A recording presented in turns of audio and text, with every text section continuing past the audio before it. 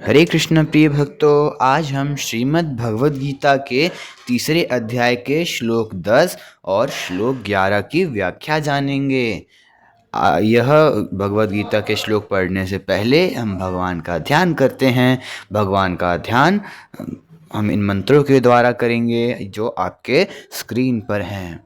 आइए ध्यान मंत्र प्रारंभ करते हैं। ओम श्री परमात्मने नमः।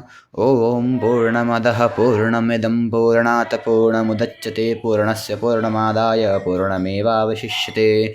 श्रीमद्भगवद्गीता गजाननं भूतगणाधिसेवितं कपितजम्बूफलचारुभक्षणम् उमासुतं शोकविनाशकारकं नमामि विघ्नेश्वरपादकपङ्कजं। ध्यानाभ्यासवशीकृतेन मनसा तन्निर्गुणं निष्क्रियं ज्योतिः किञ्चन योगिनो यदि परं पश्यन्ति पश्यन्तु ते अस्माकं तु तदेव लोचन चमत्काराय भूयाच्चिरं कलिन्दी पुलिनोदरे किमपि यन्निलं महो धावति यावन्निरञ्जनमजं पुरुषं ददन्तं संचिन्तयामि निखिले जगति स्फुरन्तं तावद्बलात् स्फुरति हृदन्तरे मे गोपस्य कोऽपि शिशुरञ्जपुञ्जमञ्जुः न वेद्यां येषां शरणमपि शन्न च गुणाः परित्यक्ता लोकैरपि वृजन्युक्ताः श्रुतिजडाः शरण्यं यन्ते अपि प्रसिद्धगुणमाश्रित्य सुजना विमुक्तास्तं वन्दे यदुपतिमहं कृष्णममलजं यस्य श्रीकरुणाणवस्य करुणानिशिरबालो ध्रुवः स्वेष्टं प्राप्य समाधाम समगाद्रं कोऽप्यविन्दच्छ्रियं याता मुक्तिमजामिलाधिपतिताः शैलौ अपि पूज्यो भवत्तं श्रीमाधवमाश्रित्यष्टदमहं नित्यं शरण्यं भजे वसुदेवसुतं देवं कंसचारुणमर्दनं देवकी परमानन्दं कृष्णं वन्दे जगद्गुरुं नारायणं नमस्कृत्य नरं चैव नरोत्तमं देवीं सरस्वतीं व्यासं ततो जयमुदीरयेत। हरे कृष्ण। आइए आज का श्लोक प्रारंभ करते हैं।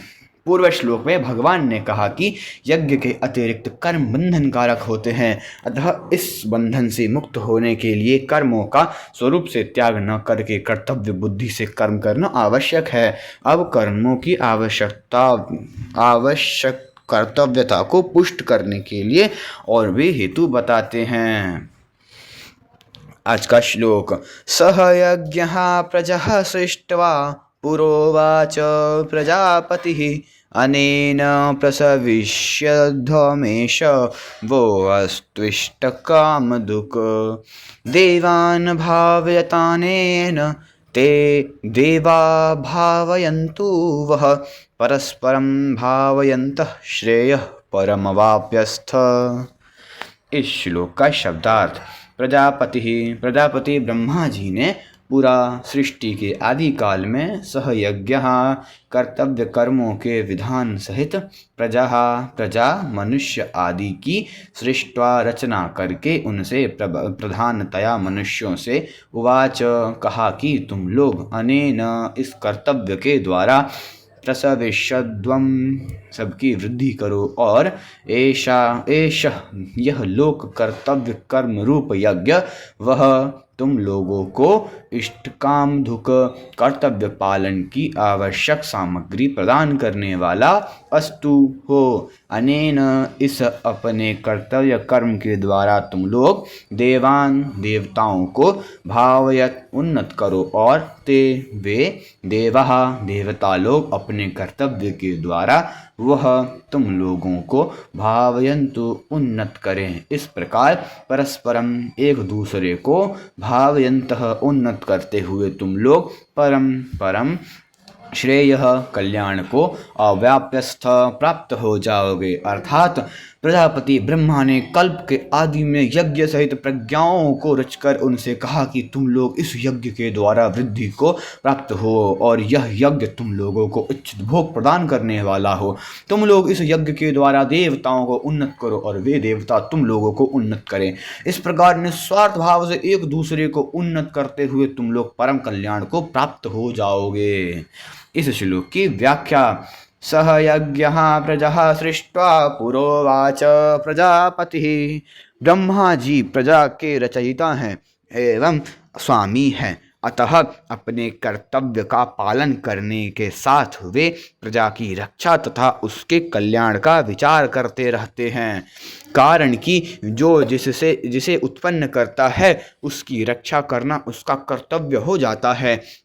ब्रह्मा जी प्रजा की रचना करते तथा उसकी रक्षा में तत्पर रहते तथा सदा उसके हित की बात सोचते हैं, इसलिए वे प्रजापति कहलाते हैं। सृष्टि अर्थात सर्ग के आरंभ में ब्रह्मा जी ने कर्तव्य कर्मों की योग्यता और विवेक सहित मनुष्यों की रचना की है।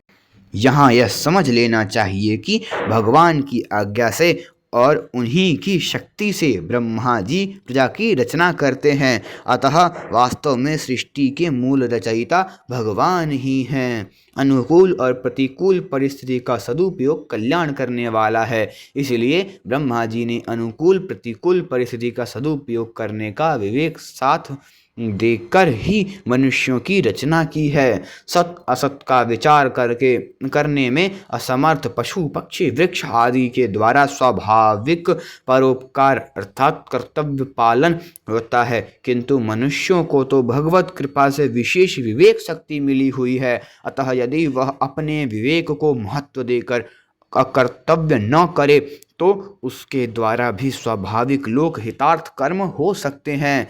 देवता ऋषि पितर मनुष्य तथा अन्य पशु पक्षी वृक्ष आदि सभी प्राणी प्रजा हैं, इनमें भी योग्यता अधिकार और साधन की विशेषता के कारण मनुष्य पर अन्य सब प्राणियों के पालन की जिम्मेवारी है। अतः यहाँ प्रजा पद विशेष रूप से मनुष्यों के लिए ही प्रयुक्त हुआ है। कर्म योग अनादिकाल से चला आ रहा है। चौथे अध्याय के तीसरे श्लोक में पुरातनः पद से भी भगवान कहते हैं कि यह कर्म योग बहुत काल से प्रायः लुप्त हो गया था, जिसको मैंने तुम्हें फिर से कहा है। उसी बात को यहाँ भी पुरा पद से वे दूसरी रीति से कहते हैं कि मैंने ही नहीं प्रत्युत ब्रह्मा जी ने भी सर्ग के आदि काल में कर्तव्य सहित प्रजा को रचकर उनको उसी कर्म योग का आचरण करने की आज्ञा दी थी। तात्पर्य यह है कि कर्म योग की परंपरा अनादिकाल से ही चली आ रही है, यह कोई नई बात नहीं है। चौथे अध्याय में परमात्म प्राप्ति के जितने साधन बताए गए हैं वे सभी यज्ञ नाम से कहे गए हैं, जैसे द्रव्य यज्ञ तप यज्ञ योग यज्ञ प्राणायाम आदि। प्रायः यज्ञ शब्द का अर्थ हवन से संबंध रखने वाली क्रिया के लिए ही प्रसिद्ध है, परंतु गीता में यज्ञ शब्द शास्त्र विधि से की जाने वाली संपूर्ण विहित क्रियाओं का वाचक भी है। अपने वर्ण आश्रम धर्म जाति स्वभाव देश काल आदि के अनुसार प्राप्त कर्तव्य कर्म यज्ञ के अंतर्गत आते हैं। दूसरे के हित की भावना से किए जाने वाले सब कर्म भी यज्ञ ही हैं। ऐसे यज्ञ का दायित्व मनुष्य पर ही है। अनेन प्रसविष्यध्वमेश वो अस्त्विवष्टकामधुक्। इष्ट शब्द यज्ञ धातु से कृदंत का प्रत्यय करने से बनता है, जो यज्ञ का वाचक है, और काम शब्द कमु धातु से अण प्रत्यय करने से बनता है, अन प्रत्यय करने से बनता है, जो पदार्थ अर्थात सामग्री का वाचक है। ब्रह्मा जी मनुष्यों से कहते हैं कि तुम लोग अपने अपने कर्तव्य पालन के द्वारा सबकी वृद्धि करो, उन्नति करो। ऐसा कहने से तुम लोगों को कर्तव्य कर्म करने में उपयोगी सामग्री प्राप्त होती रहे, उसकी कभी कमी न रहे। अर्जुन की कर्म न करने में जो रुचि थी उसे दूर करने के लिए भगवान कहते हैं कि प्रजापति ब्रह्मा जी के वचनों से भी तुम्हें कर्तव्य कर्म करने की शिक्षा लेनी चाहिए। दूसरों के हित के लिए कर्तव्य कर्म करने से ही तुम्हारी लौकिक और पारलौकिक उन्नति हो सकती है। निष्काम भाव से केवल कर्तव्य पालन के विचार से कर्म करने पर मनुष्य मुक्त हो जाता है, और सकाम भाव से कर्म करने पर मनुष्य बंधन में पड़ जाता है। प्रत्युत प्रकरण में निष्काम भाव से किए जाने वाले कर्तव्य कर्म का विवेचन चल रहा है, अतः यहाँ इष्ट काम पद का अर्थ इच्छित भोग सामग्री लेना उचित प्रतीत नहीं होता। यहाँ इस पद का अर्थ है यज्ञ अर्थात कर्तव्य कर्म करने की आवश्यक सामग्री। पूर्व श्लोक में भगवान ने कहा कि यज्ञ के सिवाय अन्य कर्मों में अर्थात सकाम भाव से किए जाने वाले कर्मों में लगा हुआ मनुष्य बंध जाता है। और आगे 13वें श्लोक में भी कहा है कि जो अपने लिए अर्थात सकाम भाव से कर्म करते हैं वे पापी लोग पाप का ही भक्षण करते हैं। इस प्रकार पीछे के और आगे के श्लोकों को देखें तो दोनों ही जगह सकाम भाव के त्याग की बात आई है। अतः बीच के इन श्लोकों में भी सकाम भाव के त्याग की बात ही आनी उचित है। अगर यहाँ इष्टकाम पद का अर्थ इच्छित पदार्थ लिया जाए तो दोष आता है, क्योंकि इच्छित पदार्थ पाने के लिए किए गए कर्म भगवान के मत में बंधन कारक हैं। अतः इष्ट काम पद का अर्थ कर्तव्य के लिए आवश्यक सामग्री ही है। कर्मयोगी दूसरों की सेवा अथवा हित करने के लिए सदा ही तत्पर रहता है। इसलिए प्रजापति ब्रह्मा जी के विधान के अनुसार दूसरों की सेवा करने की सामग्री, सामर्थ्य और शरीर निर्वाह की आवश्यक वस्तुओं की उसे कभी कमी नहीं रहती। उसको ये उपयोगी वस्तुएं सुगमता पूर्वक मिलती रहती हैं। ब्रह्मा जी के विधान के अनुसार कर्तव्य कर्म करने की सामग्री जिस जिसको जो जो भी मिली हुई है वह कर्तव्य पालन करने के लिए उसको पूरी की पूरी प्राप्त है। कर्तव्य पालन की सामग्री कभी किसी के पास अधूरी नहीं होती। ब्रह्मा जी के विधान में कभी फर्क नहीं पड़ सकता, क्योंकि जब उन्होंने कर्तव्य कर्म करने का विधान निश्चित किया है तब जितने से कर्तव्य का पालन हो सके उतनी सामग्री देना भी उन्हीं पर निर्भर है। वास्तव में मनुष्य शरीर भोगने के लिए है ही नहीं, एही तन कर फल विषय न भाई। इसलिए सांसारिक सुखों को भोगो ऐसी आज्ञा या विधान किसी भी सत्शास्त्र में नहीं है। समाज भी स्वच्छंद भोग भोगने की आज्ञा नहीं देता। इसके विपरीत दूसरों को सुख पहुंचाने की आज्ञा या विधान शास्त्र और समाज दोनों ही देते हैं। जैसे पिता के लिए यह विधान तो मिलता है कि वह पुत्र का पालन पोषण करे, पर यह विधान कहीं भी नहीं मिलता कि पुत्र से पिता सेवा ले ही। इसी प्रकार पुत्र पत्नी आदि अन्य संबंधों के लिए भी समझना चाहिए। कर्मयोगी सदा देने का ही भाव रखता है, लेने का नहीं, क्योंकि लेने का भाव ही बांधने वाला है। लेने का भाव रखने से कल्याण प्राप्ति में बाधा लगने से साथ ही सांसारिक पदार्थों की प्राप्ति में भी बाधा उपस्थित हो जाती है। प्रायः सभी का अनुभव है कि संसार में लेने का भाव रखने वालों को कोई देना नहीं चाहता। इसलिए ब्रह्मा जी कहते हैं कि बिना कुछ चाहे निस्वार्थ भाव से कर्तव्य कर्म करने से ही मनुष्य अपनी उन्नति कर सकता है। देवान भावयतानेन, यहाँ देव शब्द उपलक्ष्य है। अतः इस पद के अंतर्गत मनुष्य, देवता, ऋषि, पितर आदि समस्त प्राणियों को समझना चाहिए। कारण कि कर्म योगी का उद्देश्य अपने कर्तव्य कर्मों से प्राणी मात्र को सुख पहुँचाना रहता है। इसलिए यहाँ ब्रह्मा जी संपूर्ण प्राणियों की उन्नति के लिए मनुष्यों को अपने कर्तव्य कर्म रूप यज्ञ के पालन का आदेश देते हैं। अपने अपने कर्तव्य का पालन करने से मनुष्य का स्वतः कल्याण हो जाता है। कर्तव्य कर्म का पालन करने के उपदेश के पूर्व अधिकारी मनुष्य ही हैं। मनुष्यों को ही कर्म करने की स्वतंत्रता मिली हुई है, अतः उन्हें इस स्वतंत्रता का सदुपयोग करना चाहिए।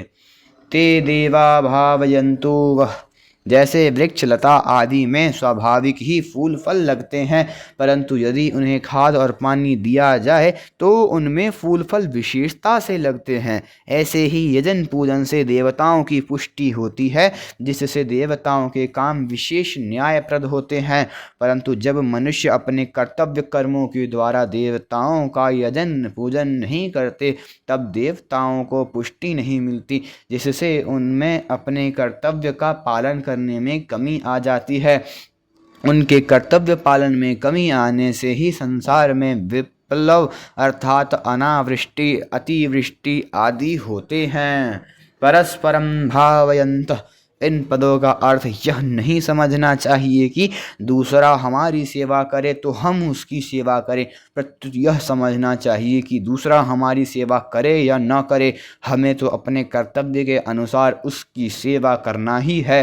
दूसरा क्या करता है क्या नहीं करता, हमें सुख देता है या दुख, इन बातों से हमें कोई मतलब नहीं रखना चाहिए, क्योंकि दूसरों के कर्तव्य को देखने वाला अपने कर्तव्य से च्युत हो जाता है। परिणाम स्वरूप उसका पतन हो जाता है। दूसरों से कर्तव्य का पालन करवाना अपने अधिकार की बात भी नहीं है। हमें सबका हित करने के लिए केवल अपने कर्तव्य का पालन करना है और उसके द्वारा सबको सुख पहुंचाना है। सेवा करने में अपनी समझ, सामर्थ्य, समय और सामग्री को अपने लिए थोड़ी सी भी बचा कर नहीं रखनी चाहिए, तभी जड़ता से सर्वथा संबंध विच्छेद होगा। हमारे जितने भी सांसारिक संबंधी माता पिता, स्त्री, पुत्र, भाई, भौजाई आदि हैं, उन सब की हमें सेवा करनी है। अपना सुख लेने के लिए ये संबंध नहीं है। हमारा जिनसे जैसा संबंध है उसी के अनुसार उनकी सेवा करना, मर्यादा के अनुसार उन्हें सुख पहुंचाना हमारा कर्तव्य है। उनसे कोई आशा रखना और उन पर अपना अधिकार मानना बहुत बड़ी भूल है। हम उनके ऋणी हैं और ऋण उतारने के लिए उनके यहाँ हमारा जन्म हुआ है। अतः निस्वार्थ भाव से उन संबंधियों की सेवा करके हम अपना ऋण चुका दें, यह हमारा सर्वप्रथम आवश्यक कर्तव्य है। सेवा तो हमें सभी की करनी है, परंतु जिनकी हमारे पर जिम्मेवारी है उन संबंधियों की सेवा सबसे पहले करनी चाहिए। शरीर, इंद्रियां, मन, बुद्धि, पदार्थ आदि अपने नहीं हैं और अपने लिए भी नहीं हैं, यह सिद्धांत है। अतः अपने अपने कर्तव्य का पालन करने से स्वतः एक दूसरे की उन्नति होती है। कर्तव्य और अधिकार संबंधी मार्मिक बात। कर्मयोग तभी होता है जब मनुष्य अपने कर्तव्य के पालन पूर्वक दूसरे के अधिकार की रक्षा करता है। जैसे माता पिता की सेवा करना पुत्र का कर्तव्य है और माता पिता का अधिकार है। जो दूसरे का अधिकार होता है वही हमारा कर्तव्य होता है। अतः प्रत्येक मनुष्य को अपने कर्तव्य पालन के द्वारा दूसरों के अधिकार की रक्षा करनी चाहिए तथा दूसरे का कर्तव्य नहीं देखना चाहिए। दूसरे का कर्तव्य देखने से मनुष्य स्वयं कर्तव्यच्युत हो जाता है, क्योंकि दूसरे का कर्तव्य देखना हमारा कर्तव्य नहीं है। तात्पर्य है कि दूसरे का हित करना यह हमारा कर्तव्य है और दूसरे का अधिकार है। यद्यपि अधिकार कर्तव्य के ही अधीन है, तथापि मनुष्य को अपना अधिकार देखना ही नहीं चाहिए, प्रत्युत अपने अधिकार का त्याग करना चाहिए।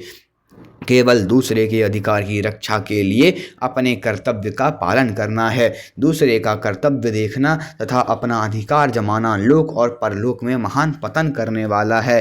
वर्तमान समय में घरों में, समाज में जो अशांति, कलह, संघर्ष देखने में आ रहा है उसमें मूल कारण यही है कि लोग अपने अधिकार की मांग तो करते हैं पर अपने कर्तव्य का पालन नहीं करते। इसलिए ब्रह्मा जी देवताओं और मनुष्यों को उपदेश देते हैं कि एक दूसरे का हित करना तुम लोगों का कर्तव्य है। श्रेयः परमवाप्यस्थ। प्रायः ऐसी धारणा बनी हुई है कि यहाँ परम कल्याण की प्राप्ति का कथन अतिशयोक्ति है, पर वास्तव में ऐसा नहीं है। अगर इसमें किसी को संदेह हो तो वह ऐसा करके खुद देख सकता है। जैसे धरोहर रखने वाले की धरोहर उसे वापस कर देने से धरोहर रखने वाले से तथा उस धरोहर से हमारा किसी प्रकार का संबंध नहीं रहता, ऐसे ही सांसारिक वस्तु संसार की सेवा में लगा देने से संसार और संसार की वस्तु से हमारा कोई संबंध नहीं रहता। संसार से माने हुए संबंध का विच्छेद होते ही चिन्मयता का अनुभव हो जाता है। अतः प्रजापति ब्रह्मा जी के वचनों में अतिशयोक्ति की कल्पना करना अनुचित है। यह सिद्धांत है कि जब तक मनुष्य अपने लिए कर्म करता है तब तक उसके कर्म की समाप्ति नहीं होती और वह कर्मों से बंधता ही नहीं। कृतकृत्य वही होता है जो अपने लिए कुछ नहीं करता। अपने लिए कुछ भी करने से पाप का आचरण भी नहीं होता। क्योंकि पाप का आचरण कामना के कारण ही होता है। अतः अपना कल्याण चाहने वाले साधक को चाहिए कि वह शास्त्रों की आज्ञा के अनुसार फल की इच्छा और आसक्ति का त्याग करके कर्तव्य कर्म करने में तत्पर हो जाए। फिर कल्याण तो स्वतः सिद्ध है। अपनी कामना का त्याग करने से संसार मात्र का हित होता है। जो अपनी कामना पूर्ति के लिए आसक्ति पूर्वक भोग भोगता है वह स्वयं तो अपनी हिंसा करता ही है, साथ ही जिनके पास भोग सामग्री का अभाव है उनकी भी हिंसा करता है, अर्थात दुख देता है। कारण कि भोग सामग्री वाले मनुष्य को देखकर अभावग्रस्त मनुष्य को उस भोग सामग्री के अभाव का दुख होना स्वाभाविक है। इस प्रकार स्वयं सुख भोगने वाला व्यक्ति हिंसा से कभी बच नहीं सकता। ठीक इसके विपरीत पारमार्थिक मार्ग पर चलने वाले व्यक्ति को देखकर दूसरों को स्वतः शांति मिलती है, क्योंकि पारमार्थिक संपत्ति पर सबका समान अधिकार है। निष्कर्ष यह निकला कि मनुष्य कामना आसक्ति का त्याग करके अपने कर्तव्य कर्म का पालन करता रहे तो ब्रह्मा जी के कथनानुसार वह परम कल्याण को अवश्य ही प्राप्त हो जाएगा। इसमें कोई संदेह नहीं है। यहाँ परम कल्याण की प्राप्ति मुख्यतः से मनुष्यों के लिए ही बताई गई है, देवताओं के लिए नहीं। कारण कि देव योनि अपना कल्याण करने के लिए नहीं बनाई गई है। मनुष्य जो कर्म करता है उन कर्मों के अनुसार फल देने, कर्म करने की सामग्री देने तथा अपने अपने शुभ कर्मों का फल भोगने के लिए देवता बनाए गए हैं। वे निष्काम भाव से कर्म करने की सामग्री देते हो ऐसी बात नहीं है, परंतु उन देवताओं में भी अगर किसी में अपने कल्याण की इच्छा हो जाए तो उसका कल्याण होने में मना नहीं है। अर्थात अगर कोई अपना कल्याण करना चाहे तो कर सकता है। जब पापी से पापी मनुष्य के लिए भी अपना उद्धार करने की मनाही नहीं है तो फिर देवताओं के लिए जो कि पुण्य योनि है अपना उद्धार करने की मनाही कैसे हो सकती है। ऐसा होने पर भी देवताओं का उद्देश्य भोग भोगने का ही रहता है, इसलिए उनमें प्रायः अपने कल्याण की इच्छा नहीं होती। इस श्लोक का परिशिष्ट भाव मनुष्य कर्म योनि है और 84 लाख योनियां देवता, नारकीय जीव आदि भोग योनियां हैं। सकाम भाव वाले मनुष्य भोगों को भोगने के लिए ही स्वर्ग में जाते हैं। अतः देवता लोग निष्काम भाव न रखकर अपनी जिम्मेवारी का पालन करते हैं, ड्यूटी बजाते हैं। इसलिए यहाँ कल्याण की बात मनुष्यों के लिए ही समझनी चाहिए। मुक्ति स्वाभाविक है और बंधन अस्वाभाविक है। मनुष्य योनि अपना कल्याण करने के लिए ही है, इसीलिए जो मनुष्य अपने कर्तव्य का पालन करता है उसका कल्याण स्वाभाविक होता है। परस्परम भावयन्तः श्रेयः परमवाप्यस्थ। कल्याण के लिए नया काम करने की जरूरत नहीं है, प्रत्युत जो काम करते हैं उसी को स्वार्थ, अभिमान और फलेच्छा का त्याग करके दूसरों के हित के लिए करे तो कल्याण हो जाएगा। निष्काम भाव के बिना भी केवल अपने कर्तव्य का पालन करने से स्वर्ग आदि पुण्य लोकों की प्राप्ति हो जाती है। जिस स्वर्ग की प्राप्ति बड़े बड़े यज्ञ करने से होती है उसी की प्राप्ति क्षत्रिय केवल अपना कर्तव्य कर्म युद्ध करके प्राप्त कर सकता है। जैसे ब्रह्मा जी ने देवताओं और मनुष्यों के लिए परस्पर एक दूसरे का हित करने की बात कही है, ऐसे ही चारों वर्णों के लिए भी परस्पर एक दूसरे का हित करने की बात समझनी चाहिए। चारों वर्ण परस्पर एक दूसरे के हित के लिए अपना अपना कर्तव्य कर्म करे तो वे परम कल्याण को प्राप्त हो जाएंगे। संपूर्ण सृष्टि की रचना ही इस ढंग से हुई है कि अपने लिए कुछ नहीं है, दूसरे के लिए ही है। इदं ब्रह्मणे न मम। जैसे पतिव्रता स्त्री पति के लिए ही होती है, अपने लिए नहीं। स्त्री के अंग पुरुष को सुख देते हैं पर स्त्री को सुख नहीं देते, पुरुष के अंग स्त्री को सुख देते हैं पर पुरुष को सुख नहीं देते। माँ का दूध बच्चे के लिए ही होता है, अपने लिए नहीं, और बच्चे की चेष्टाएं माँ को सुख देती है, बच्चे को नहीं। माता पिता संतान के लिए होते हैं और संतान माता पिता के लिए होती है। श्रोता वक्ता के लिए होता है और वक्ता श्रोता के लिए होता है। तात्पर्य है कि खुद सुख न ले प्रत्युत दूसरे को सुख दे। सृष्टि की रचना भोग के लिए नहीं हुई है, प्रत्युत उद्धार के लिए है। देवता भी स्वार्थ का त्याग करके दूसरों का हित कर सकते हैं। इसीलिए देवताओं में भी नारद जैसे ऋषि हुए हैं। यद्यपि भगवान की ओर से किसी को मना नहीं है, तथापि कल्याण का मुख्य एवं स्वतः अधिकारी मनुष्य ही है। एक शंका हो सकती है कि हम तो दूसरे का भला करें, पर दूसरा हमारा भला न करके बुरा करे तो परस्परम भावयन्तः कैसे होगा। इसका समाधान है कि हम दूसरे का भला करेंगे तो दूसरा हमारा बुरा कर सकेगा ही नहीं। हम उसमें हमारा बुरा करने की सामर्थ्य ही नहीं रहेगी। अगर वह बुरा करेगा भी तो पीछे पछताएगा, रोएगा। अगर वह हमारा बुरा करेगा तो हमारा भला करने वाले, हमारे साथ सहानुभूति रखने वाले कई पैदा हो जाएंगे। वास्तव में किसी का बुरा करने का विधान कहीं नहीं आता। मनुष्य ही द्वेष के कारण दूसरे का बुरा करता है। परस्परम भावयन्तः यह मनुष्य की बात है। इसके न होने से ही मनुष्य दुख पा रहे हैं। आज का यह श्लोक संपूर्ण हुआ। अगला श्लोक। इष्ट भोगान ही वो देवा दास्यन्ते यज्ञ भावितः तैर्दत्तान प्रदायेभ्यो यो भुङ्क्तेस्तेन एव सः। आज का यह श्लोक संपूर्ण हुआ। अगर आपको आज की वीडियो पसंद आई और आप इसी प्रकार की और वीडियो देखना चाहते हैं तो वीडियो को लाइक करिए और चैनल को सब्सक्राइब करिए तथा अन्य भक्तों के साथ शेयर करिए। अगर आपने पिछले श्लोकों की वीडियो नहीं देखी है, डिस्क्रिप्शन बॉक्स में उनका लिंक है, आप वहां से देख सकते हैं। हरे कृष्ण, हरि बोल।